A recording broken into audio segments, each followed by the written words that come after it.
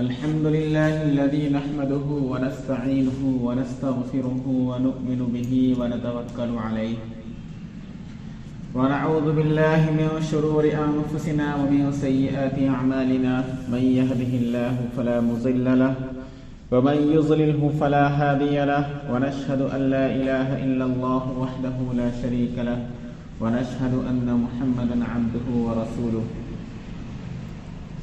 محترم سامعین کرام، ہم یہ بات سمجھ لیں کہ اللہ نے جو ہمیں دنیا میں بھیجا ہے اس کا مقصد کیا ہے، وہ ہم سے کیا چاہتا ہے، اس نے کیوں بنایا، کیوں دنیا میں بھیجا، وہ سارا اگر ہمارے سامنے پورا کا پورا منظر ہمارے سامنے ہوگا تو ہم اللہ کی کسی بھی لمحے میں نافرمانی نہیں کریں گے. جب اللہ تبارک و تعالی نے عہد الست کے اندر تمام کے تمام انسانوں کی روحوں کو جمع کر کے فرمایا تھا، اس وقت ہوا کیا تھا کہ جو دنیا کے انسان شروع سے لے کے آخر تک جتنے بھی آئیں گے، اللہ نے ان سب کی روحوں کو اکٹھا کیا اور ان سے اکٹھا کرنے کے بعد فرمایا کہ الست بربکم، کیا میں تمہارا رب نہیں ہوں؟ تو سب نے بیک زبان ہو کر یہ کہا قالوا بلا شہدنا، کہ آپ ہی ہمارے رب ہیں. تو ہم اللہ سے وعدہ کر کے آئے ہیں کہ اللہ آپ ہی ہمارے رب ہیں، ہم آپ کے حکم کے خلاف کچھ بھی نہیں کریں گے. ہم دنیا میں آئے، ہم نے اللہ کو اپنا رب مانا، نبی کو اپنا رسول مانا، قرآن کو اپنا اسلامی قانون مانا. اس کے باوجود آقا دو جہاں سرکار دو عالم صلی اللہ علیہ وسلم کی احادیث کو، قرآن کی تشریحات مانی. اس کے بعد صحابہ کرام کو، اللہ کے رسول صلی اللہ علیہ وسلم کے جو صحابہ تھے، انہوں نے پورا کا پورا قرآن پر عمل کر کے، پوری احادیث مبارکہ پر عمل کر کے، پورا کا پورا درس اور پوری کی پوری تعلیم، پورا کا پورا دین جو ہے صحیح سالم جیسے اللہ کے رسول صلی اللہ علیہ وسلم نے ان کو سکھایا، ہو بہو بالکل ٹو کاپی اللہ کے رسول صلی اللہ علیہ وسلم کی تعلیمات آج ہمارے تک پہنچی ہے. اگر وہ صحابہ قربانیاں پیش نہ کرتے تو آج نہ جانے ہم مسلمان ہوتے یا نہیں ہوتے، دین ہم تک پہنچتا یا نہیں پہنچتا. یہ قرآن جو ہم پڑھتے ہیں، جس کو ہم گلے سے لگاتے ہیں، سینے سے لگاتے ہیں، سینے میں محفوظ کر لیتے ہیں، میرے بھائیوں یہ قرآن پتہ نہیں ہم تک پہنچتا کہ نہیں پہنچتا. یہ بہت بڑی بات ہے. اگر راستہ ان سے منقطع ہو جاتا اور وہ لوگ دین پر عمل کرنا چھوڑ دیتے، لوگوں کو دین سکھانا بند کر دیتے، تو سلسلہ ختم ہو جاتا اور دین جیسا تھا ویسا ہم تک نہ پہنچتا. بالکل ہو بہو پہنچا ہے. اللہ فرماتا ہے انا نحن نزلنا الذکر وانا له لحافظون، ہم نے اس قرآن کو صحیح سالم اتارا ہے، ہم ہی نے اس قرآن کو اتارا ہے اور ہمیں اس کی حفاظت کرنے والے ہیں. کوئی اس کے اندر رد و بدل کر ہی نہیں سکتا، کیونکہ قرآن اللہ کا کلام ہے اور اللہ ہی اس کی حفاظت کرنے والے ہیں. اللہ نے انسان کے دل میں دی نہیں. تو ایک واقعہ سننے میں آتا ہے اور کہا جاتا ہے، بتلایا جاتا ہے کہ بہت بڑے بڑے مدرسوں کے اندر اسلام کے دشمن وہاں پہنچے اور انہوں نے قرآن کریم کو جلانا شروع کر دیا کہ جیسے ہی قرآن کو جلایا جائے گا قرآن ختم ہو جائے گا اور اس کا نام و نشان مٹ جائے گا. تو انہوں نے ان سے پوچھا کہ آپ یہ کیا کر رہے ہیں؟ انہوں نے کہا کہ ہم قرآن کو مٹا رہے ہیں. تو انہوں نے ان سے کہا کہ قرآن ایسے نہیں مٹ سکتا جیسے آپ سوچ رہے ہو. وہ کیسے کہ تم قرآن کو جلا دیا؟ قرآن وہاں وہ صرف کتابی شکل ہے، اصل قرآن سینے میں موجود ہے. ان سے کسی حافظ قرآن کو کھڑا کیا اور ان سے کہا کہ پڑھنا شروع کر. وہ قرآن کو پڑھتا چلا گیا. تو قرآن ایسے نہیں مٹے گا. اور ایک اندازہ لگائیے آپ، اللہ نے اس دین کے خاطر سب کچھ نبیوں کو قربان کر دیا، انسانوں کا مرنا پسند کیا، نبیوں کا جلنا مرنا پسند کیا، لیکن اس دین کو مٹتے ہوئے پسند نہیں کیا. آپ نے سنا ہوگا بہت سارے نبیوں کو ستایا گیا اس دین کے خاطر، اللہ نے وہ قبول کر لیا، لیکن جہاں پر دین پر آنچ آئی ہے اللہ نے وہ قبول نہیں کیا. آپ نے سنا ہوگا ایک ابرہہ نامی بادشاہ گزرا ہے، ابرہہ نام کا بادشاہ گزرا ہے. ہم پڑھتے ہیں الم تر کیف فعل ربک باصحاب الفیل الم یجعل کیدہم فی تضلیل. یہ سورت نازل ہوئی ہے، ایک منظر ہے اس کے پیچھے. وہ نازل کیسے ہوئی؟ ایک ابرہہ نامی بادشاہ گزرا ہے، اس نے من میں اس بات سوچی، عیسائی تھا، اس نے من میں یہ بات سوچی کہ جیسے وہاں لوگ خانے کعبے پر جاتے ہیں، اس کا طواف کرتے ہیں، ایسی میں اپنے یہاں پر کوئی گرجا گھر بنوا دوں کہ لوگ وہاں جانے کے بجائے یہاں پر طواف کرنے لگے، عبادت کرنے لگے، میرے گھر پر آئے، میرے غریب خانے پر آئے. اس کی سوچ یہ تھی. تو بادشاہ تھا وقت کا، اس نے بنوایا، گرجا گھر بنوایا اور اعلان کرا دیا کہ لوگ وہاں جانا بند کر دے اور اب آ کر یہاں پر طواف کرے. اتنی دور جانے کی ضرورت کیا ہے، قریب میں ہی تو ہے، یہاں کر آپ آگے طواف کرنا شروع کر دے. تو دو باتیں آتی ہے، کسی نے یا تو اس کے اندر ٹوائلٹ کر دی یا قریب میں آگ لگی اور آگ لگتی لگتی اس تک پہنچی اور وہ جل گیا، یعنی کچھ بھی ہوا، اس کا نقشہ بگڑ گیا. تو اس کو غصہ آیا، اس نے کہا کہ جن اسلام کے ماننے والوں نے میرا یہ گھر کا یہ ناش کیا ہے، میں آج ان کے گھر کو جا کر تباہ کر دوں گا. کہاں پر پہنچتا ہے؟ پورا قافلہ لے کر چلتا ہے اور چلتے چلتے جو ہے وہ ایک جگہ پر جا کے رک جاتا ہے. وہاں پر اہل عرب کے ماننے والے رہنے والے ان کے اونٹ چرتے رہتے ہیں اور وہ ان سب کو اپنی گرفت میں کر لیتا ہے، پکڑ لیتا ہے اور کسی آدمی کو کسی وہاں پر بھیج دیتا ہے کہ یا تو میں آج تمہارا گھر توڑنے کے واسطے آیا ہوں، مجھے توڑنے دو، ورنہ تمہارے مال جو ہم نے یہ اونٹ پکڑے ان کو نہیں چھوڑیں گے. ان کی سب کی سوچ ایسی رہتی ہے. تو وہ عبد المطلب، اللہ کے رسول صلی اللہ علیہ وسلم کے دادا مبارک عبد المطلب، وہ اس وقت کے وہاں پہ پرنسپل یا بادشاہ ہوتے ہیں اس اہل عرب کے اندر، اور ان کی ذمہ داری رہتی ہے کہ بیت اللہ کو سنبھالے. لیکن وہ بادشاہ ہے وقت کا، پورا قافلہ لے کر آیا ہے، پورے ساز و سامان سے آیا ہے، ان کے اندر لڑنے کی طاقت نہیں ہے، وہ ساز و سامان موجود ہی نہیں ہے جن سے لڑا جا سکے. تو ہوتا کیا ہے، وہ خانے کعبہ غلاف پکڑتے ہیں اور اللہ سے کہتے ہیں اللہ ان سے لڑنا ہمارے بس کا نہیں ہے، تیرا گھر ہے، تو جانے تیرا کام ہے. یہ کہتے ہیں اور یہ کہہ کر اس بادشاہ کے پاس پہنچتے ہیں کہ صرف تو ہمیں ہمارے اونٹ واپس کر دے، ہمیں تم سے لڑنا نہیں ہے، جو چاہے جا کر گھر کا کر لے، ہمیں مطلب نہیں، لیکن صرف ہمیں ہمارا اونٹ واپس کر دے. یہ ان لوگوں کے حالات ہوتے ہیں، یہ ان کے سمجھ ہوتے ہیں میرے بھائیوں. تو وہی وقت ہوتا ہے، پھر ہوتا کیا ہے، وہی وقت ہوتا ہے.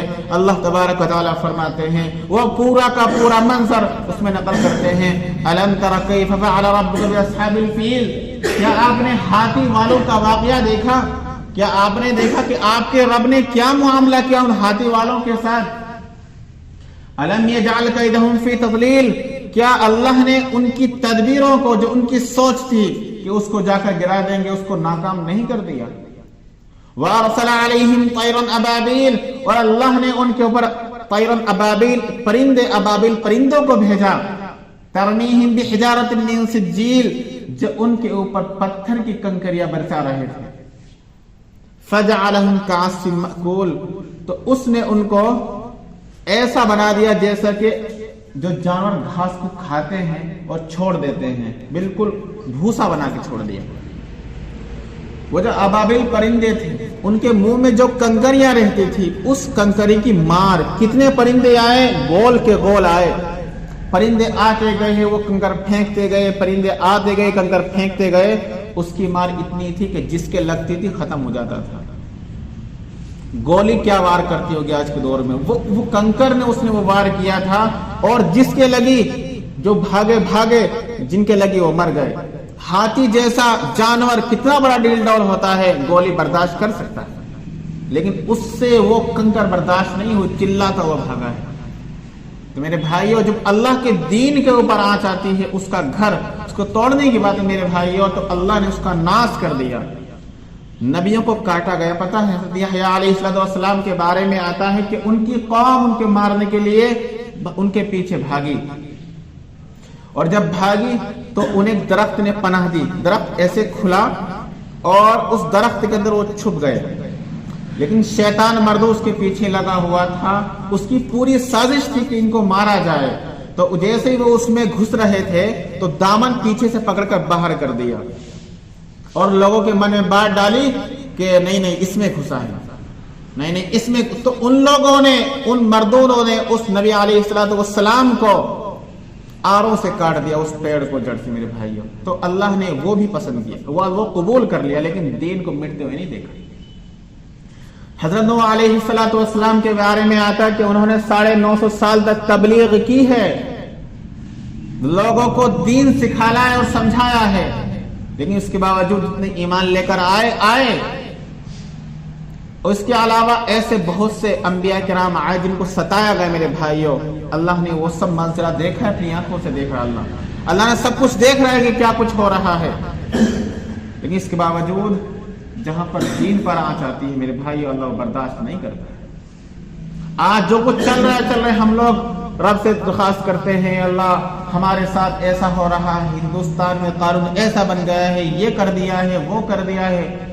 حدیث میں آتا ہے اعمالکم اعمالکم، جیسے اعمال کرو گے ویسے حاکم آ جائیں گے، جیسے اعمال ویسے حاکم. اعمال دیکھو ہمارے کس درجے کے ہیں. ہونا تو یہ چاہیے تھا کہ اس سے کٹر حاکم ہمارے اوپر مسلط ہو جاتا. یہ تو بہت سستا ہے، بہت ہلکا ہے، اتنا بات نہیں ہے. ہمارے اعمال اس درجے کے ہیں میرے بھائیوں، اگر ہم خود اپنے گناہوں کے بارے میں سوچتے تو ہمیں شرم آ جاتی ہے. جو اللہ کا بہت بڑا رحم اور کرم اس پروردگار عالم کا کہ اس نے ہمارے گناہوں کو چھپا رکھا ہے. ورنہ اگر گناہوں کو ہمارے ظاہر کر دیتا تو میرے بھائیوں ہم انسان ایک دوسرے کو دیکھنا پسند نہ کرتے. اتنے گھناؤنے قسم کے ہم جرم کر بیٹھتے ہیں، اتنے گناہ کر دیتے ہیں. تو گناہوں میں تو اللہ نے چھپایا ہے، اللہ کا رحم اور کرم ہے کہ آج آپس میں مل جاتے ہیں، بات چیت کر لیتے ہیں. اگر گناہ ظاہر ہوتے نا میرے بھائیوں پاس لگنا بھی پسند نہ کرتا. اور یہ اللہ کا رحم اور کرم ہے کہ اللہ نے گناہوں میں بدبو پیدا نہیں کی. اگر گناہوں میں بدبو پیدا ہو جاتی تو انسان ایک دوسرے کے پاس لگنا بھی پسند نہ کرتا، کیونکہ اس کی اسمیل اتنی زیادہ ہو جاتی. اندازہ لگائیے آپ تو ہمارے اعمال کس درجے کے، تو حاکم کیسے ہوں گے. اگر ہم ابھی بھی نہیں سدھرے میرے بھائیوں، اللہ کے قانون کو نہیں مانا، اللہ کی تعلیم پر عمل نہیں کیا، اللہ کے حکم کو نہیں سمجھا اور اس پر عمل نہیں میرے بھائیوں، اس سے خطرناک حالات آئیں گے. آج کل ہندوستان کے اندر آپ دیکھ رہے ہوں گے مسلمانوں کی حالت بد سے بدتر ہوتی جا رہی ہے، لیکن کوئی پوچھنے والا نہیں ہے، کوئی پالنہار نہیں ہے، کوئی پوچھتا نہیں ہے. جو زبان اٹھاتا ہے منہ کھولتا ہے اس کا منہ بند کر دیا جاتا ہے، آپ کو معلوم ہے. لیکن اگر ایسا ہی چلتا رہا، ہم نماز کے نہیں، اللہ کے احکام کو ماننے والے نہیں، قرآن کو پڑھنے والے نہیں، قرآن کی تعلیمات پر عمل کرنے والے نہیں، تو حالات اس سے بدتر ہوں گے. آج وہ ہمیں نماز پڑھنے دیتے ہیں، حالات ایسے آئیں گے. اگر ہماری حالت یہی رہی، حالات ایسے آئیں گے ہماری مسجدوں کو ویران کر دیا جائے گا. آج بھی ویران ہے بہت سی باری. اگر ہم نے اپنی مسجدوں کو آج آباد نہیں کیا تو ہماری مسجدیں ہم سے چھین لی جائے گی. اگر ہم نے صحیح طریقے سے میرے بھائیو اندازہ لگائیے، چوری کرنے والا مسلمان ہے، شراب پینے والا مسلمان ہے، زنا کرنے والا مسلمان ہے، قتل کرنے والا قاتل بھی مسلمان ہے میرے بھائیو، ہر قسم کا جرم کرنے والا مسلمان ہے. کبھی اسلام کو، کبھی مسلمان کو ٹیررسٹ کہہ کر مار دیا جاتا ہے، کبھی اسلام کو اس لیے مسلمان کو اسلام پر مار دیا جاتا ہے کہ تو مسلمان ہے. وجہ کیا ہے؟ ریزن کیا ہے؟ ہمارے حالات ایسے نہیں ہیں جیسے ہونے چاہیے تھے. ہمارے اعمال اس درجے کے نہیں ہیں کہ رب ہمارے اوپر رحم کھائے میرے بھائیوں. وہ رب نہ رب، وہ رب 70 ماؤں سے زیادہ پیار کرنے والا ہوتا ہے. اور ایک ماں ہے، ایک ماں اپنی اولاد کو پرابلم میں اور پریشانی میں نہیں دیکھ سکتی، درد میں نہیں دیکھ سکتی میرے بھائیوں، سہ نہیں سکتی ہے وہ. اور وہ رب جو اس سے بڑھ کر 70 ماؤں سے زیادہ پیار کرنے والا ہے، وہ آج ہمارے اوپر اتنا جرم لوگ کرتے ہیں، اتنا ظلم کرتے ہیں، وہ دیکھ رہا ہے اور کچھ نہیں کرنے کا. تو اعمال ہمارے کیسے ہیں اندازہ لگائیے. وَإِن تُصِبْكَ سَيِّئَةٌ فَمِن نَفْسِكَ، اگر تمہیں کوئی مصیبت تمہارے اوپر آتی ہے کسی بھی شکل میں ہو تو فَمِن نَفْسِكَ، تمہاری خود کی کرتوتیں ہیں. اور تمہیں کوئی اگر اچھائی پہنچ رہی ہے وَإِن تُصِبْكَ حَسَنَةٌ فَمِنَ اللَّهِ، اگر کوئی اچھائی مل رہی ہے، کوئی خوشخبری مل رہی ہے میرے بھائیو اللہ کی جانب سے. تو اگر ہم آج بھی نہیں سدھرے میرے بھائیوں تو حالات بد سے بدتر ہوں گے. ہم نے رب کو رب مانا ہے، قرآن کو قرآن مانا میرے بھائیوں. اگر ہم ہی قرآن نہیں پڑھیں گے تو کون پڑھے گا؟ یہ قرآن جو آج ہمارے ہاتھوں میں رہتا ہے، ہمارے سینوں میں رہتا ہے، ہماری مسجدوں میں رہتا ہے، اس کو کون پڑھے گا میرے بھائیوں؟ بتاؤ تو صحیح. یہ قرآن اللہ نے ہمارے واسطے تو اتارا ہے، یا پڑھنے کے واسطے کوئی اور لوگ آئیں گے؟ اگر ہم اپنے بچوں کو قرآن ہی نہیں پڑھائیں گے تو کیا کھاک پڑھائیں گے؟ بتاؤ تو صحیح. جو رب کا کلام ہے اسی کو نہیں پڑھایا تو کس کو پڑھائیں گے؟ بتاؤ تو صحیح. اگر ہماری اولاد ہی دیندار نہیں بنی، اگر ہمارا بس اپنی اولاد پر ہی نہیں چلا تو کس پر چلے گا؟ بتاؤ تو صحیح. کیا دنیا والوں پر چل جائے گا؟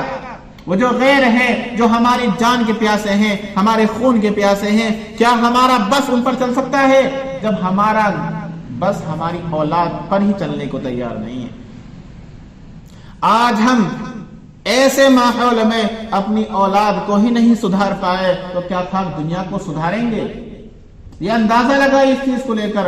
ہم خود ہی 100% اسلام پر چلنے کو تیار نہیں ہیں، ہمارا بس خود اپنے اوپر چلنے کو تیار نہیں. تو بتاؤ ہم میرے بھائیوں، ہم مسلمان ہیں، ہم دین کے داعی ہیں، دین کے سچ پہ سالار ہے، مسلمان ہیں میرے بھائیوں، تو کہاں جا کر عمل کریں گے؟ آج سب کچھ معلوم ہے کہ دنیا بھی ہے، جنت بھی ہے، دوزخ بھی ہے، سب یقین ہے. کیسا یقین ہے میرے بھائیوں کہ اس کے لیے تیاری نہیں کرنے کو تیار ہے؟